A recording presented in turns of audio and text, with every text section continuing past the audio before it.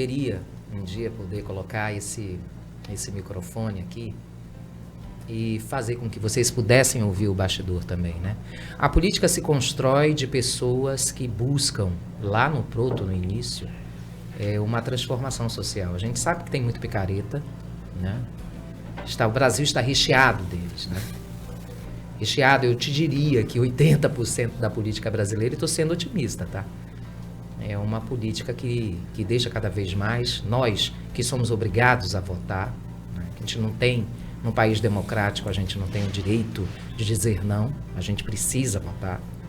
Isso é até redundante, né? Até ridículo isso, mas enfim. E aí a gente vê um cenário caótico, né? Na política. Mas aí a gente fala de pessoas que são ativistas, que decidem sair da sua vida, do seu cotidiano, para olhar o outro mais de perto, né? Dr. Marcos Grangeiro, um médico que trabalha no Estado, além de ter o seu consultório, mas dedicou a vida dele também, veio da escola pública e, feito ele, uma família muito mais estabelecida, dentre tantas famílias daqui do estado do Amazonas, mas ele não deixou de ver nos corredores dos hospitais famílias como o caso que a Cris Alvorada falou, onde tem 4, 5, 6 mulheres vivendo no mesmo habitat, numa condição que, se não tem o que comer, imagina para o absorvente, né? A pobreza menstrual. A gente chora no bastidor, a gente chora por dentro, mas a gente traz você também para a pauta, né? A Tati, é uma pauta cansativa? Não, é uma pauta inclusiva, gente. Uma pauta que você, se olhar para o lado, você vai ver um punhado do lado esquerdo, mais de 10 pessoas passando por essa condição. Se você for menos egoísta, você vai ver do lado direito, mais 20. Então a gente está falando de um país que precisa de pessoas que abram mais os olhos, doutor. Sabe, que chorem mais, que se coloquem mais no lugar, que tenha mais empatia pelas pessoas. A cada programa que o senhor vem, a gente fica distante, né? E a cada programa que o senhor traz para a minha vida e para a vida de tantos, assim, um momento para que você possa, sabe, dar aquela parada e repensar o jornalismo também, né? O que é o jornalismo, né? Qual é a importância de nós, apresentadores, na vida das pessoas? Será que é só reportar? Será que a gente não pode trazer esses momentos, viu, Cris? Esses momentos que a gente possa incluir mais os nossos debatedores e entrevistados, pessoas que querem mudar a vida das pessoas, sabe? Isso parece um monólogo meu, mas não, é com todo o carinho que eu tenho pelo Rádio Ouvinte, pelo telespectador, pelo Webnauta, para poder conversar com a gente, né? O senhor fica emocionado, eu também fico emocionada, e todos nós ficamos, é somente dizer, né? Que quem está aí do outro lado não está só. E quem está aqui com a gente está junto. Obrigado pela pauta de hoje, doutor.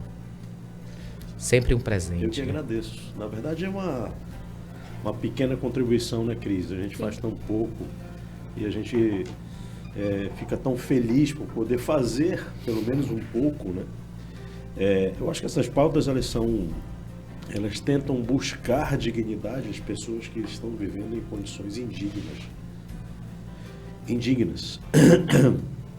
E levar o conhecimento a pessoas que desconhecem, pessoas que, como eu, sim, apesar de médico, apesar de militar na área da saúde há tantos anos, saúde pública há tantos anos, mas era uma pauta que não era não estava no meu habitat, né? Então passava ao largo, né? E quando eu me deparei com isso, eu realmente me impressionei com essa situação, que isso estava ocorrendo aqui do lado, sabe? Não era distante, era aqui do lado. E quantas meninas da idade da minha filha mais velha, Ana Maitê, que tem 15 anos, quantas meninas da idade dela não sofrem com essa situação, né? E quantos anos elas ficarão assim, sofrendo com essa situação da pobreza menstrual?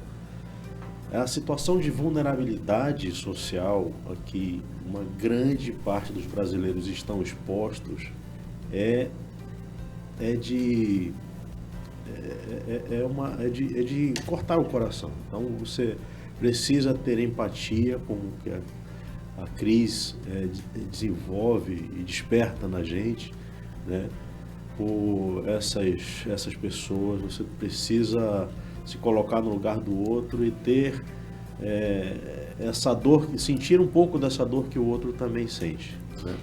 Uma pesquisa feita pelo Instituto Locomotiva aponta que 52% das mulheres no Brasil já sofreram uma pobreza menstrual e 35% afirmam que a compra de itens de higiene pessoal pesa na renda. Ô Cris, como é que vocês instruem essas meninas a chegar até vocês, ou como é que vocês abordam esse tema também, como é que elas te recebem e como é que é o feedback dessa relação? Então, Tatiana, o ciclo solidário, ele funciona dessa forma. Nós trabalhamos através das cores. Nós estamos no Março Lilás, que é um mar que é bem importante para nós mulheres, que cuida, né, de várias doenças da saúde da mulher. Nós trabalhamos, ano passado, por exemplo, nós trabalhamos o mês que nós mais trabalhamos foi Setembro Amarelo. Imagine, a saúde mental dessas mulheres. Que também é outra pauta. A pandemia trouxe um absurdo, uma avalanche. Nós trabalhamos com embaixadores.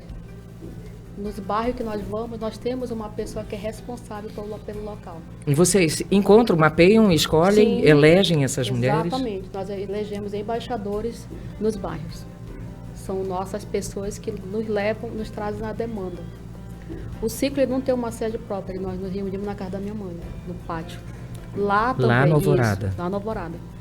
A partir dali, nós nos reunimos com um grupo de amigos, mapeamos. Nós vamos agora nessa área aqui, quem que está lá? Fulano de tal. Vamos procurar o fulano para chegar até elas. O ciclo solidário não é só uma entrega de absorvente. É muito fácil para mim chegar lá, toma absorvente para vocês, não. O ciclo solidário, ele é informação, ele é prevenção e empreendedorismo. Porque também na nossa pauta, nós levamos também, nas nossas ações, parcerias como a Pedroca Artesanato, que está à disposição de toda a sociedade que queira participar desse projeto também que é bonito, da Arquidiocese de Manaus. Levamos também para essas mulheres também, para que elas possam ganhar algo de artesanato. E informação, né? Porque a partir da menstruação... Você tem fotos desse? Tenho fotos. Você tem fotos? Tem fotos. Você tem como passar pra gente? Tem como? Tem? Você tem? Ótimo. Agora, como é que vocês conseguem, Cris, angariar fundos? De onde que sai essa verba para que vocês possam manter?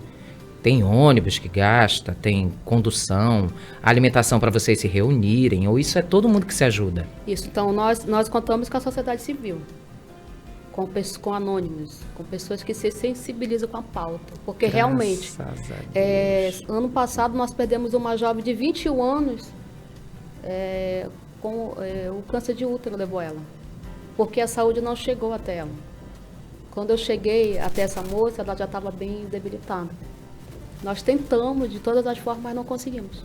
Isso para mim é morrer por dentro. Porque eu sou mãe, tenho uma filha de 23 anos de idade. Então, minha filha também é uma pessoa que milita nessa área, sobre a questão do direito da mulher. Uma pessoa empoderada, entendeu? Então, para mim, aquele momento ali, meu Deus. Agora pensa, a saúde ela não tá legal, velho. Todo mundo sabe disso, principalmente para a mulher. Ano passado, na época da pandemia, as mulheres não fizeram o preventivo. Muitas delas não fizeram. Não tiveram acesso a isso. O Ciclo Solidário, ele participou de uma reunião lá na Defensoria Pública, onde estavam todos os médicos da Fundação SECOM, das UBS. Nós relatamos isso. Porque as mulheres vão atrás da saúde delas, elas não conseguem. Pense em você estar na zona centro-oeste e você receber uma consulta médica, se direcionar para a zona leste, se tu não tem dinheiro para te comprar absolvente, para se deslocar, para ir atrás da tua saúde, não tem condições. Então o Ciclo Solidário, assim como o Dr. Marcos Grangeiro, que abraçou a causa, nós levamos ele para as reuniões, para as ações sociais, para repassar as informações. O que o senhor encontrou, doutor, nas reuniões? Assim, é uma reunião em que a gente dá palestra, né, informação, fala um pouco sobre medicina, sobre cuidados, higiene, etc.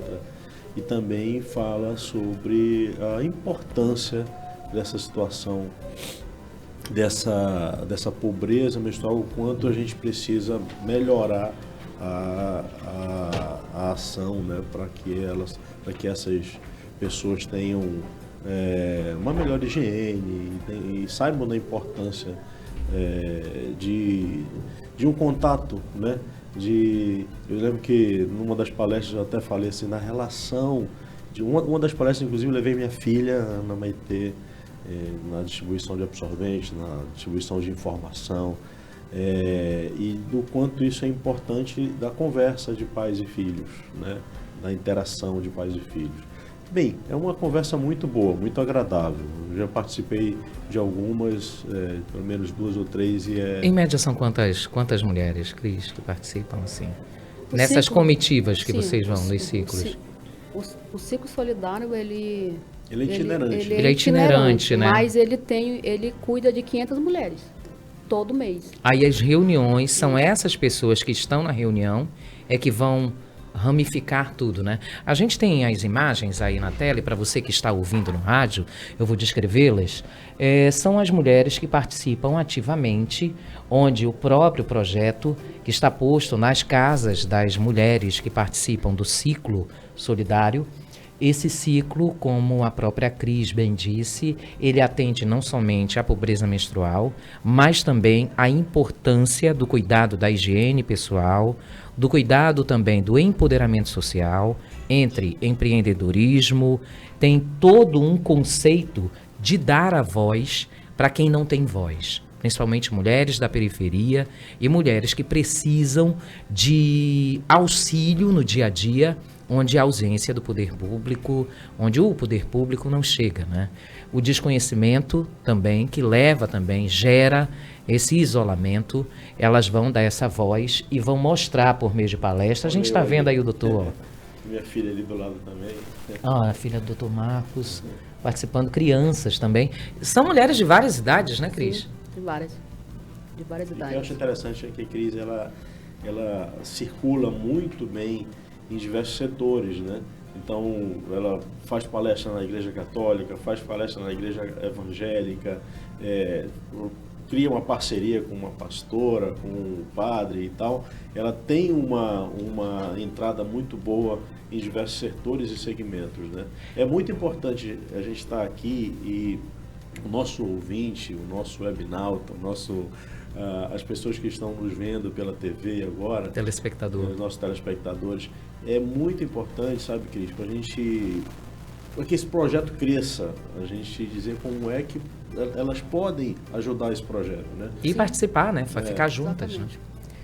O projeto ele é aberto, né, a voluntários. Nós o que mais precisamos são voluntários, realmente.